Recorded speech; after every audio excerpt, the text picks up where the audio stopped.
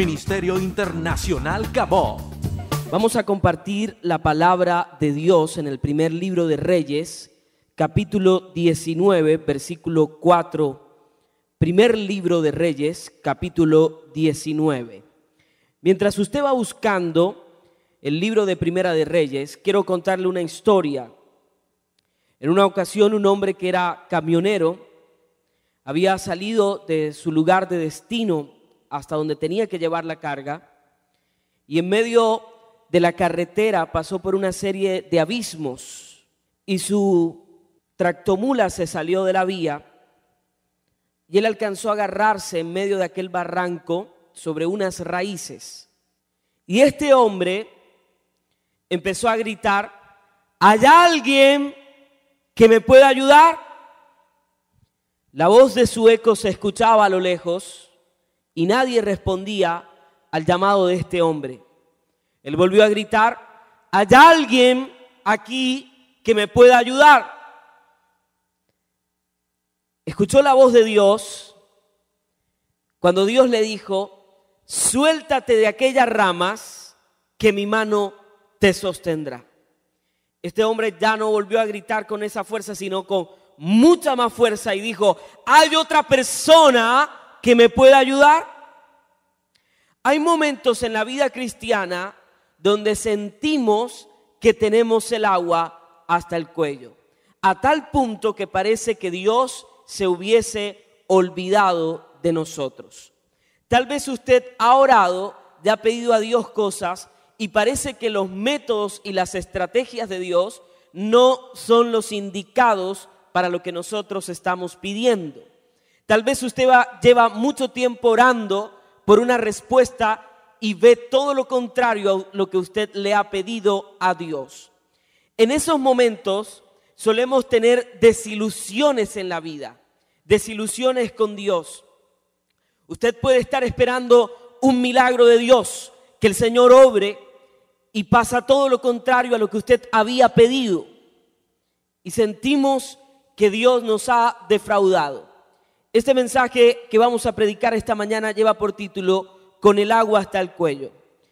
Primera de Reyes, primer libro de Reyes, capítulo 19, versículo 4 dice: y él se fue por el desierto un día de camino, y vino y se sentó debajo de un enebro, deseando morirse.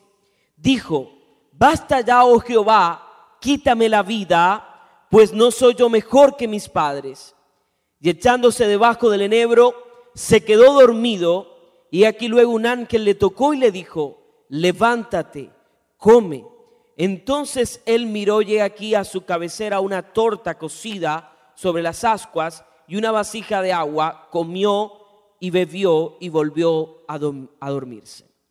La historia que leímos, relatada en este libro, no es la historia de un hombre cualquiera en la Biblia. Es un hombre que hoy tendría grandes multitudes detrás de él. Era un hombre fuerte de Dios. Era un hombre que oraba y literalmente el fuego de Dios descendía del cielo. Desafió a un pueblo llamado Israel y en un solo día consumió a 400 profetas falsos de Baal. En un día cambió la religión de un pueblo. Desafió las voces de los reyes. Ese era un hombre extraordinario. En nuestros días, Elías sería exactamente un héroe de la fe. Pero a este gran hombre de Dios le llegó un momento que a cada creyente en su vida le va a tocar. Es un momento de desilusión, un momento donde sentimos que nuestras fuerzas se han agotado, y no solo nuestras fuerzas, que pareciera que lo que hacemos en Dios es en vano. Un hombre extraordinario acababa de hacer algo extraordinario, luego llega al desierto y le dice a Dios que lo que él desea no es seguir conquistando al pueblo. No le dice a Dios que él quiere seguir teniendo victorias. Él le dice a Dios que lo que quiere es morir. Su expectativa de vida era muy poca. Nosotros a veces tenemos pocas expectativas en la vida. era un hombre con talentos. Yo quisiera orar y que literalmente el fuego cayera del cielo. Yo quisiera orar y que toda esta ciudad dejara su religión y su paganismo y se volviera al Señor. Pero este era un hombre desafiado por Dios y que estaba viviendo en un estado depresivo. Quiero decirle algo. Por muchos años creímos que los cristianos no nos podría afectar la tristeza, no podría afectarnos el dolor. De hecho, solíamos cantar una canción que decía: ¿cómo puede estar triste un corazón que tiene a Cristo? ¿Verdad? La desilusión puede afectar al hombre más fuerte o al más débil. Este sentimiento tiene la capacidad de hacernos mucho más pequeños. Usted puede mirarme y puede sentir que Elías se sentía 3 veces más pequeño de lo que usted está viendo, ¿verdad? O sea, que realmente Elías se sentía muy mal. La desilusión podemos entenderla como ese pequeño lente que nos hace ver todo oscuro, sombrío, sin esperanza. Es ese sentimiento de haber esperado con tanta esperanza y con la seguridad de recibirlo y luego sentir de que no hemos obtenido nada. Elías sintió que Dios lo había defraudado. Cuando Elías huyó por las amenazas de una mujer llamada Jezabel. Las voces de esta mujer le infundieron temor, le infundieron un camino de muerte. Hay voces a tu alrededor que te dicen: tu vida va a fracasar, tu vida va a tener muchos riesgos, y te sientes tan amenazado que sientes que aún Dios te ha dejado en medio de tu desierto. ¿Cuántos creen que Dios está aquí? Miren, los cristianos no entendemos muchas veces las circunstancias que nos rodean. Nos atormentan con mucha fuerza. Si seguimos a Jesús, ¿por qué sufrimos? ¿Cierto? ¿Por qué si Dios me ama, no evitó el dolor? Hay momentos donde lo que sucede no tiene sentido. Cuando Dios me dio este mensaje hace más de un año, yo estaba pasando por una circunstancia muy difícil en mi vida. Y luego de muchos días de tristeza, no oré a Dios para que me quitara la vida, pero sí me sentía muy triste. Y cuestionaba a Dios por muchas cosas que estaban sucediendo. Dios me habló de la siguiente manera. Yo estaba pidiendo a Dios muchas cosas y yo veía que Dios no estaba haciendo nada. Entonces yo fui y le dije: Señor, yo he servido toda mi vida. Desde niño te entregué todo. Y siento que tú no estás haciendo nada por mí. Me sentía completamente solo. Y escuché la voz de Dios cuando el Señor me preguntó: ¿cuántos papás tienes tú? Era una pregunta en plural. Y yo le dije: Señor, tengo 2, uno que murió y tú que estás vivo. Y el Señor me dijo: ¿y quién quiere lo mejor para ti? Yo le dije: Señor, por supuesto que tú quieres lo mejor para mí. Y entonces el Señor me dijo: yo tengo cuidado de todo. La respuesta de Dios me dejó muchas más preguntas que respuestas. ¿Cómo así que si Dios quiere lo bueno para mí, me está permitiendo esta circunstancia? ¿Por qué Dios me está permitiendo este momento de dolor cuando yo soy un niño del Señor? Cuando la Biblia dice que tú y yo somos la niña de sus ojos. Escucha esta mañana. Nos cuesta en algunos momentos entender cómo un Dios amoroso que expresa su amor en la vida humana no socorre nuestra necesidad. Su silencio se ha prolongado. Los días de su ausencia nos consumen el alma.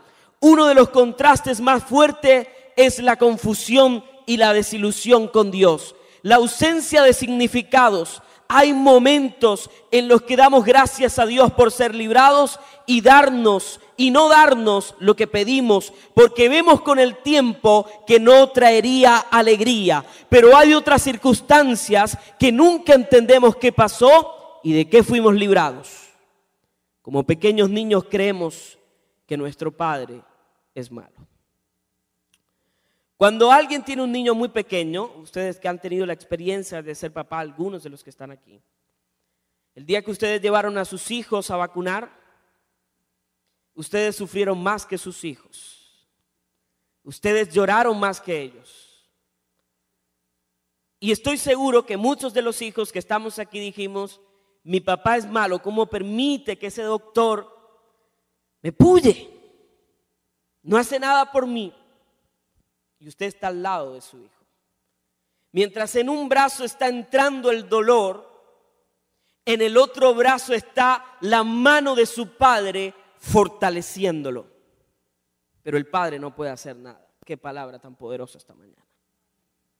Hay momentos donde Dios dice, tienes que ser pasado por el fuego porque es necesario. Cuando Sadrach, Mesach y Abednego entraron al horno del fuego, dice que inmediatamente había una cuarta persona con ellos. Era el Señor Jesús con ellos abrazándolos. Entraron al fuego, mas no se quemaron. Amén. Y en esos momentos de dolor hay una historia de un gran hombre de Dios. Un día su hija empezó a presentar muchos dolores en su pierna y la llevaron al ortopedista y encontraron que tenía un tumor en su pierna. Y el médico dijo, hay que operar. Programaron la cirugía para un mes. Este hombre de Dios había fundado más de 200 iglesias en el mundo. Enviaron correos electrónicos a los 200 pastores. Emprendieron una campaña de oración. Empezaron a orar por la hija de este gran hombre de Dios. ¿Qué esperarías tú que suceda? Un milagro de Dios. Era lo que menos imposible o inalcanzable sucedería. Era un milagro de Dios. Pasó el mes, un mes de ayuno, un mes de oración, un mes de entrega, un mes de creerle a Dios. Llegó ese día y este hombre llegó con tanta fe. Le dijo al médico, doctor, yo sé que en 15 minutos usted me devuelve a mi hija porque Dios hizo un milagro. Los 15 minutos se convirtieron en 2 horas 30 minutos. Aquel médico salió y le dijo, tuvimos que operar y amputarle la pierna. Este pastor cayó derribado.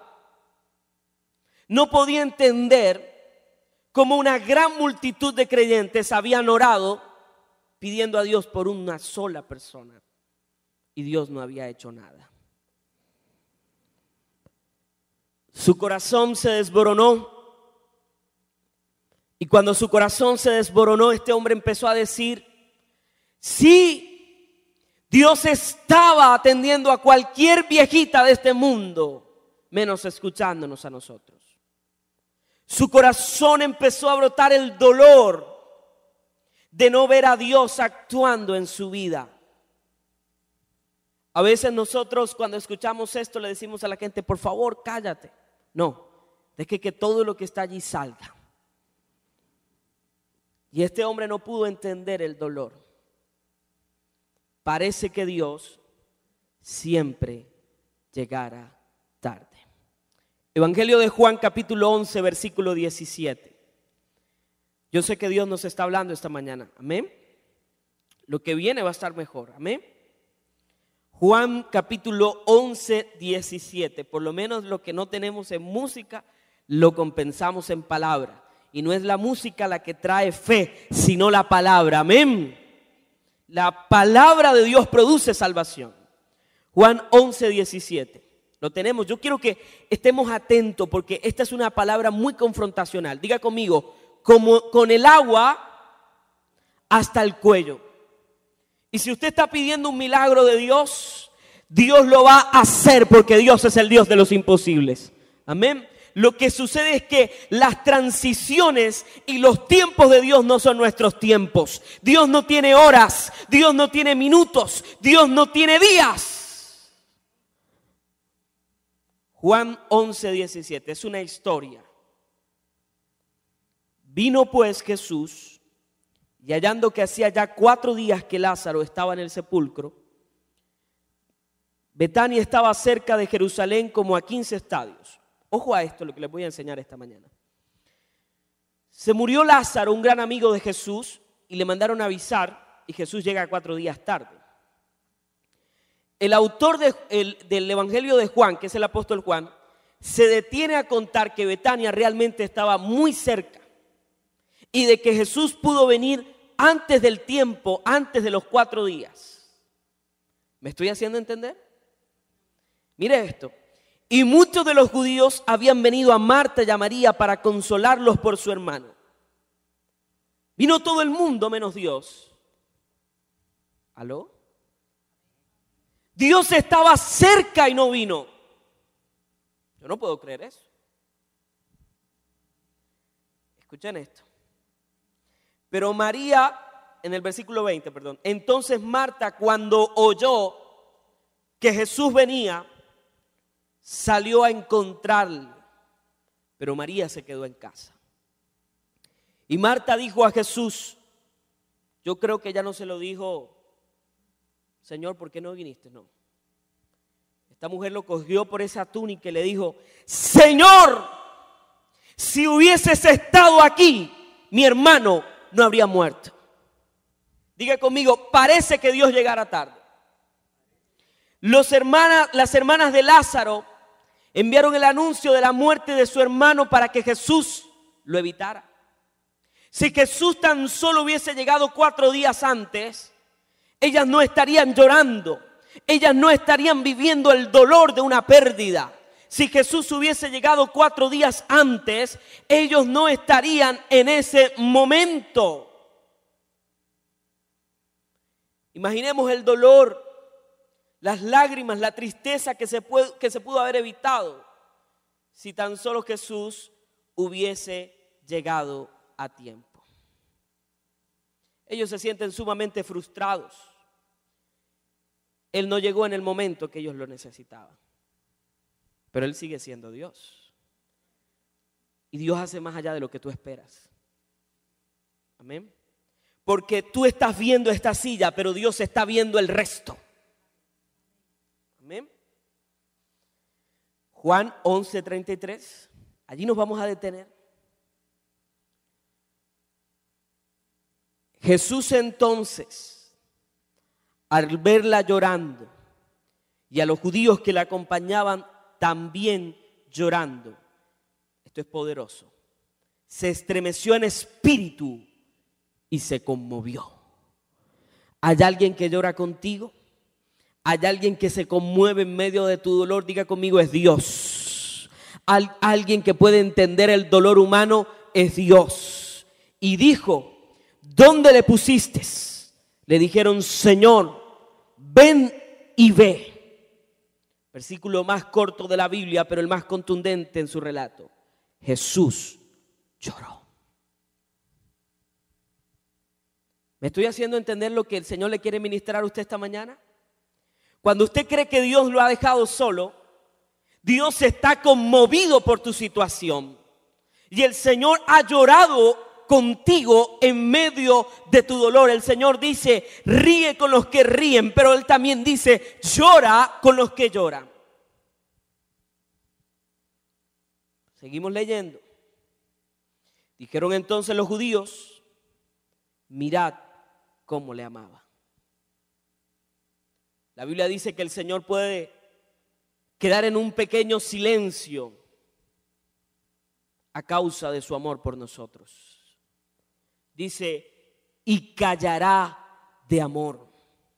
Cuando Eliezer conoció a Luz Marina, Eliezer lo que hacía era mirarla y se quedaba callado. Y Luz Marina le decía: Eliezer, ¿por qué no hablas?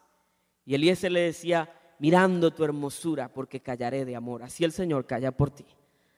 ¿Cuántos pueden aplaudir al Señor? ¡Aleluya!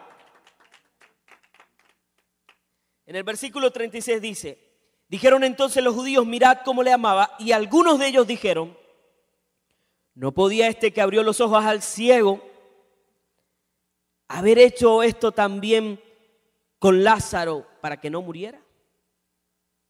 La gente te va a decir: ¿dónde está tu Dios en el día de tu aflicción? Si tú sigues a Dios, ¿por qué te sucede esto? ¿Por qué si tú buscas a Dios ha venido el dolor y la aflicción de tu vida? Y el Señor se acercó a la tumba de Lázaro y dice que ya Lázaro olía, porque tenía ¿cuántos días? 4. Y el Señor le dijo: Lázaro, levántate y anda. Lázaro entonces recibió una resurrección. Aleluya. Jesús llegó tarde para los hombres. Jesús llegó tarde para los demás. Ante los ojos de los hombres parece que Dios llega tarde, tal vez 4 días después que hemos llorado, experimentado dolor. Dejemos que Dios sea Dios. Él nunca se equivoca y llegará en el momento preciso. Para todo el mundo Jesús llegó tarde. ¿Saben qué me llama la atención de este relato de Juan? Que Jesús sabía que lo iba a resucitar. Amén. Él dice que sabía lo que ha de venir, ¿verdad? Sabía lo que iba a suceder, algo grande iba a suceder. Y Jesús no se estaba riendo.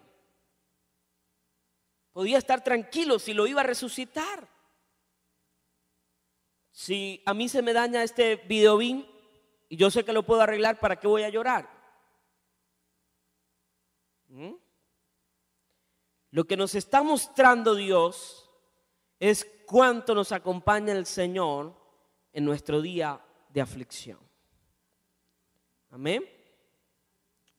Ante cualquier condición que tú vivas, vamos a entender algo tan poderoso esta mañana. Uno de los conceptos más importantes que encontramos en la Biblia es la revelación que Dios nos hace a cada uno de nosotros, ¿verdad? Acerca de su amor y su persona, que día y noche piensan en nosotros. Sencillamente no podemos comprender todas las consecuencias del amor del Rey de Reyes hacia nosotros. Y vamos a detenernos en la historia de un hombre, una historia maravillosa además, que hoy nos va a poner a pensar. Vamos a ir al libro de Job. Job también tuvo dificultades para comprender por qué el Creador ha querido interesarse en nosotros. Y vamos a comenzar leyendo en el libro de Job, que es un libro poético con un alto contenido literario. No podemos llamarle versículos, sino versos, porque son como composiciones literarias, poéticas, ¿cierto? Job capítulo 7, versículo 17. Job 7, 17. Es muy fuerte lo que vamos a leer, pero luego vamos a encontrarle significado a cada una de esas palabras. En este texto vamos a encontrar una serie de oraciones interrogativas. Job 7, 17, pero vamos a leer justo desde el versículo o desde el verso 16. Dice: abomino de mi vida, no he de vivir para siempre. Déjenme pues, porque mis días son vanidad. ¿Qué es el hombre para que lo engrandezcas y para que pongas sobre él tu corazón y lo visites todas las mañanas y todos los momentos lo pruebes? ¿Hasta cuándo no apartarás de mí tu mirada y no me soltarás siquiera hasta que trague mi saliva? Si he pecado, ¿qué puedo hacerte a ti, oh guarda de los hombres? ¿Por qué me pones por blanco tuyo hasta convertirme en una carga para mí mismo? ¿Y por qué no quitas mi rebelión y perdonas mi iniquidad? ¿Por qué ahora dormiré en el polvo y si me buscares de mañana ya no existiré? ¿Qué poema más triste hemos encontrado en la Biblia? Un hombre que perdió las expectativas de vida, un hombre que se siente abandonado y maltratado por Dios. Tremendo. Ese Dios no nos gusta. Pero ese momento nos revela el amor de Dios. Ahora, ¿quién era Job? Job no era un hombre que estaba perdido. Job no era un cristiano de a veces y de momentos. Fue Job reconocido como uno de los grandes hombres de Dios debido a su paciencia en Dios y su firme cimiento en su fe y en su amor en el Todopoderoso. Es decir, Job era un hombre que tenía el fruto del Espíritu Santo, porque el amor es fruto, la paciencia, la fe. O sea que Job era un verdadero cristiano, porque la Biblia nos enseña que por sus frutos lo conoces, ¿verdad? Job era un hombre aprobado por Dios. Job capítulo 1, versículo 1 al 8. Vamos a leer una historia maravillosa. ¿Cuántos les ha gustado que Dios nos hable esta mañana? Gloria a Dios, este es un tiempo nuevo, amén. Job capítulo 1, versículo 1. Hubo en la tierra de Uz un varón llamado Job, y era este un hombre perfecto y recto, temeroso de Dios y apartado del mal. Qué maravilloso. Como este era un hombre recto y apartado del mal, el Salmo capítulo 1 era aplicable a su vida. Él era un árbol plantado junto a corrientes de muchas aguas y su hoja no caía y todo lo que hacía era prosperado por Dios. ¿Verdad? A veces nosotros decimos, si yo estoy bien con Dios, porque solo creemos que las pruebas y los dolores deben venir cuando hacemos cosas malas. Lógicamente el pecado tiene consecuencias, pero esta vez vamos a hablar de un hombre recto de Dios que está siendo pasado por una prueba. Y le nacieron 7 hijos y 3 hijas. Su hacienda era de 7,000 ovejas, 3,000 camellos, 500 yuntas de bueyes, 500 asnas y muchísimos criados, y era aquel varón más grande que todos los orientales. Ustedes saben que entendemos los orientales como las personas que viven sobre toda esta región del Asia Menor, ¿verdad? Comprendido así, Job era un hombre rico, porque las riquezas en el Antiguo Testamento se comprendían por el número de ovejas, por los camellos, por las yuntas, y era un hombre extraordinariamente rico, ¿verdad? E iban sus hijos y hacían banquetes en sus casas. Ahora encontramos que Job tenía una muy buena familia. Sus hijos iban a reunirse con él, cada uno en su día, y enviaban a llamar a sus 3 hermanas para que comiesen y bebieran con ellos. ¿Están conmigo leyendo? Y acontecía que habiendo pasado en turno los días del conviente, Job enviaba y santificaba y se levantaba de mañana y ofrecía holocaustos conforme al número de todos ellos, porque decía Job, quizá habrá pecado mis hijos, y habrán blasfemado contra Dios en sus corazones, de manera que hacía esto todos los días. Job era un hombre de oración. ¿Cuántas mujeres quisieran encontrar un Job en su vida? Wow. Si esta iglesia estuviera llena de Job, bueno, qué bendición, ¿no? Bueno, un día vinieron a presentarse delante de Jehová los hijos de Dios. Ese tema de los hijos de Dios lo vamos a tratar mucho más adelante. Entre los cuales vino también, ¿quién? Satanás. Dese cuenta que los nombres en la Biblia tienen una connotación especial. Muchas veces se le habla del dragón, de la serpiente antigua, y en esta ocasión se le reconoce como Satanás, es decir, se le identifica como el acusador, ¿verdad? Y dijo Jehová a Satanás, ¿de dónde vienes? Respondiendo Satanás a Jehová dijo, de rodear la tierra y andar por ella. Satanás tiene su campo de acción, ¿dónde? En la tierra. ¿Y qué más sigue diciendo? Y Jehová dijo a Satanás, ¿no has considerado a mi siervo Job, que no hay otro como él en la tierra, varón perfecto y recto, temeroso de Dios y apartado del mal? Claro que lo había considerado. Él estaba esperando el momento para tocar a Job. Respondió Satanás a Jehová, ¿y qué le dijo? ¿Acaso teme Job a Dios de balde? O sea, Job le está diciendo a Dios, tú no te creas ese cuento que Él es temeroso, que Él es lindo, que Él es precioso contigo. Él lo hace porque tú lo tienes en bendición.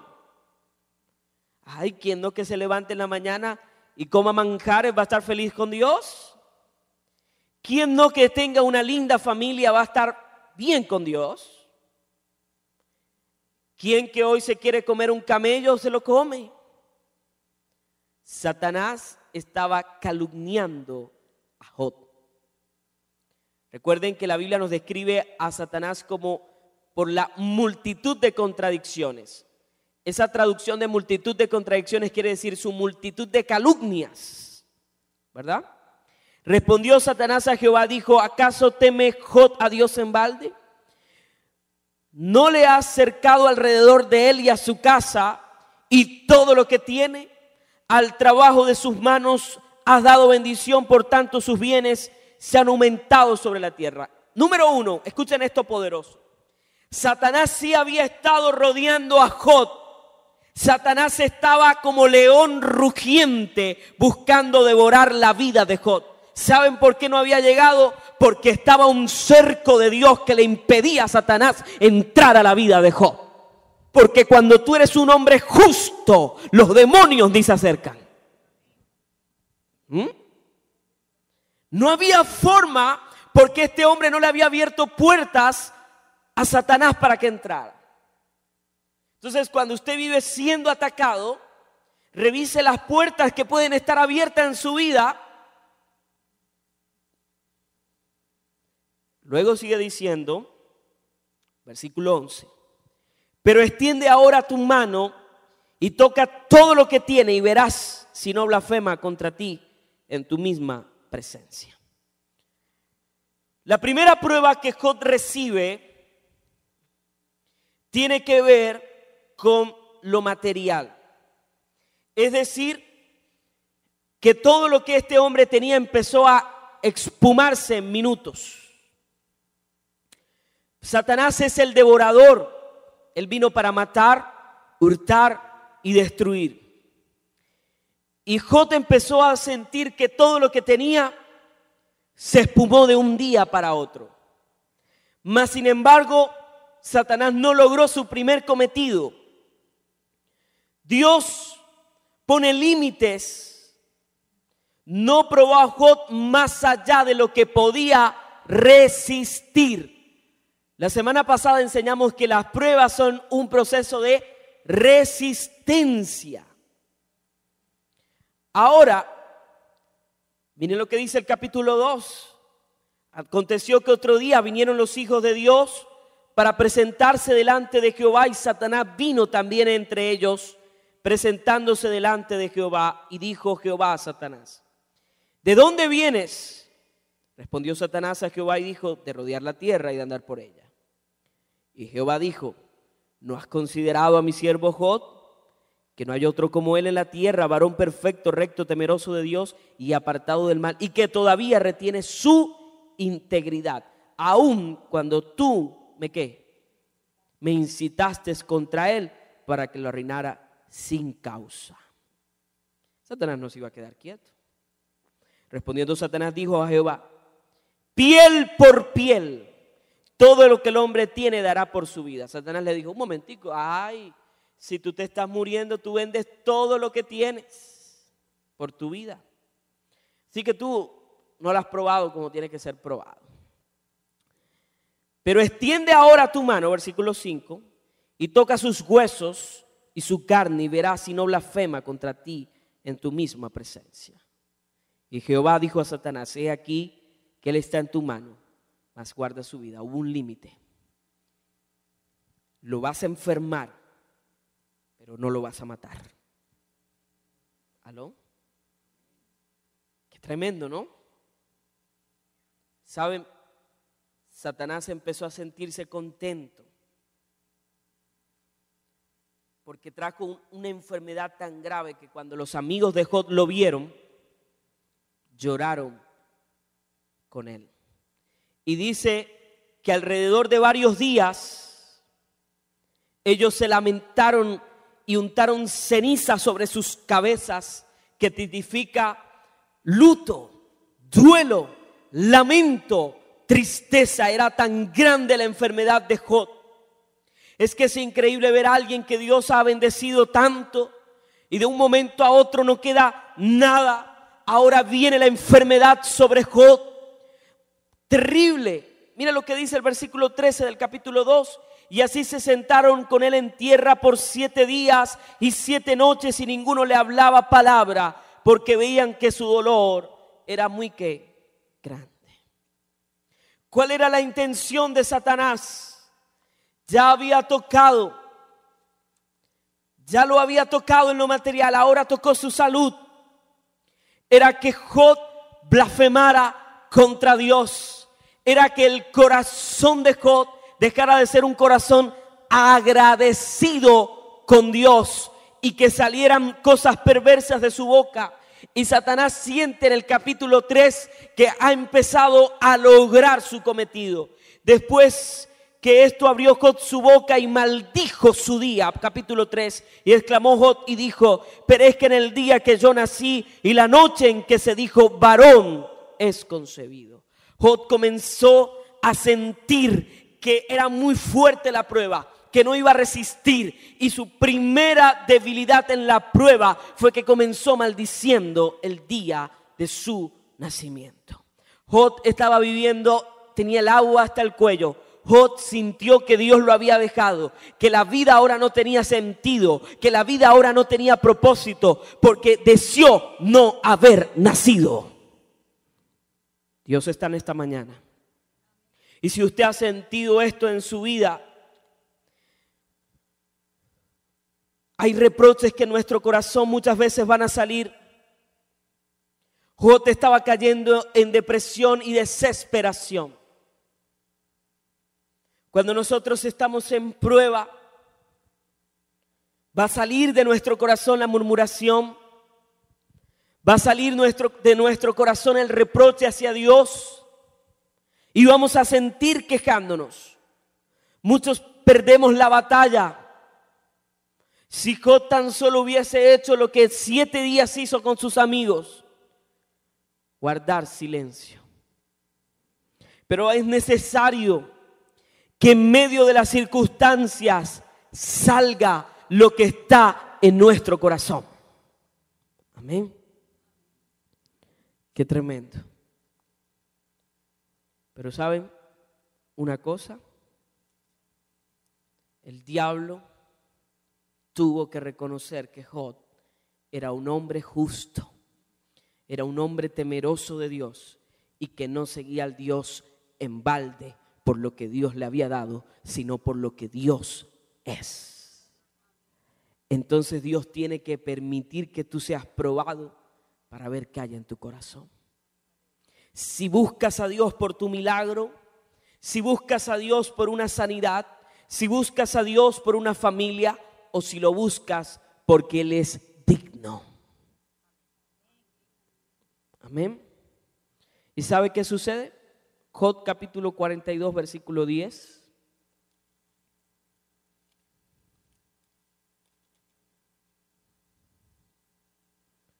Job 42, 10. Y quitó Jehová la aflicción de Job cuando él hubo orado por sus amigos. y aumentó el doble de todas las cosas que había sido de Job. ¿Aumentó todo? Era rico, ahora era multimillonario. Dios le restituyó todo lo que Satanás le había quitado. Cuando tú sales triunfante de la prueba, Dios te va a devolver mucho más. Y si no tenías nada, entonces tendrás mucho más de lo que esperabas. Amén. Diga conmigo, el Señor está aquí en esta mañana. Hay momentos donde los sueños parece que están muriendo. Dios sembró en el corazón de un hombre llamado José los sueños. Todos conocemos cómo pagó cada sueño. Las circunstancias fueron difíciles. Sus hermanos querían matarlo, luego lo vendieron, estuvo en prisión.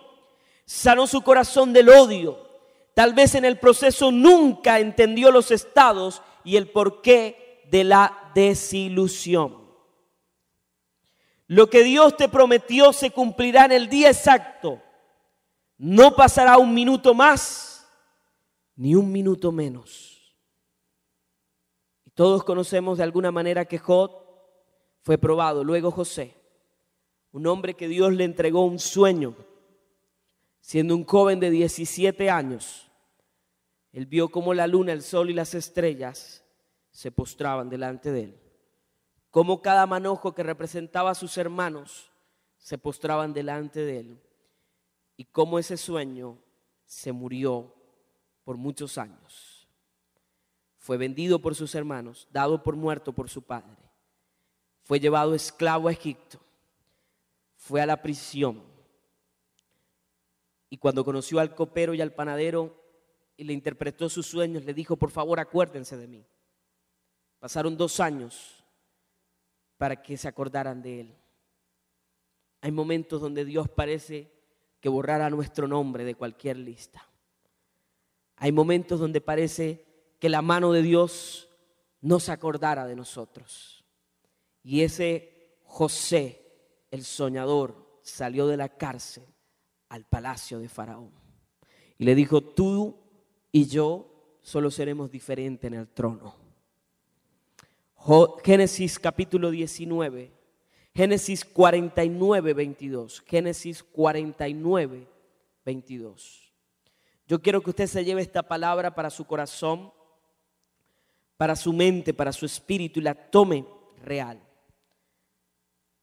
Génesis 49, 22. Es una promesa de Dios para nosotros esta mañana.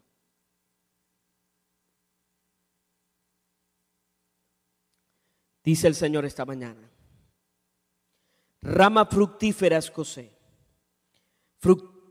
fructificará junto a una fuente, cuyos vástagos se extienden sobre el muro. Le causaron amargura, le asatearon y le aborrecieron los arqueros, mas su arco se mantuvo poderoso, y los brazos de sus manos se fortalecieron por las manos del fuerte de Jacob, por el nombre del pastor, la roca de Israel, por el Dios de tu Padre, el cual te ayudará, por el Dios omnipotente, el cual te bendecirá con bendiciones de los cielos de arriba, con bendiciones del abismo que están abajo, con bendiciones de los pechos y del vientre. Las bendiciones de tu Padre fueron mayores que las bendiciones de tus progenitores. Hasta el término de los collados eternos serán sobre la cabeza de José. ¿Cuántos toman esa palabra para sí esta mañana? Vamos a tomar estos minutos para escuchar este pensamiento. Piense en la clase de mundo que sería si en todos los casos Dios hiciera todo lo que le pedimos que haga por nosotros. En primer lugar, los creyentes viviríamos por años.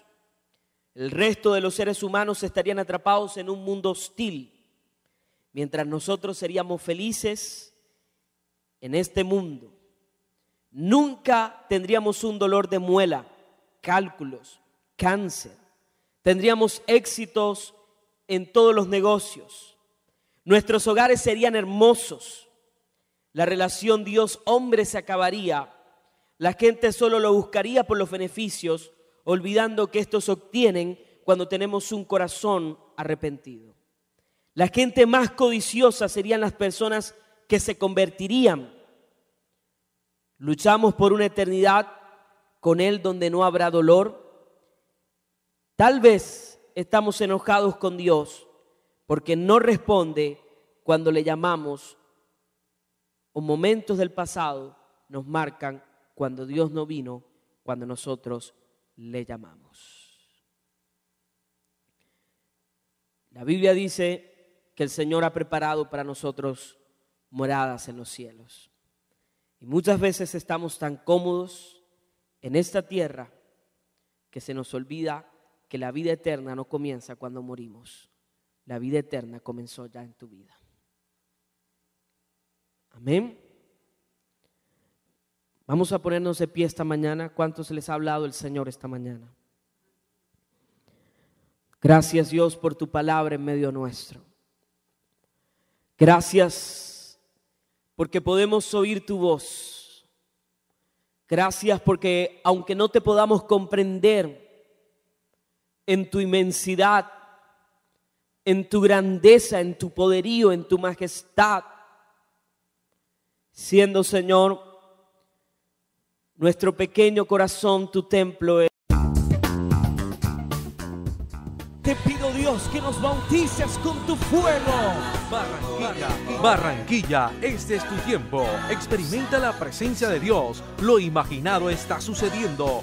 Vidas transformadas, sanidades, milagros, liberación.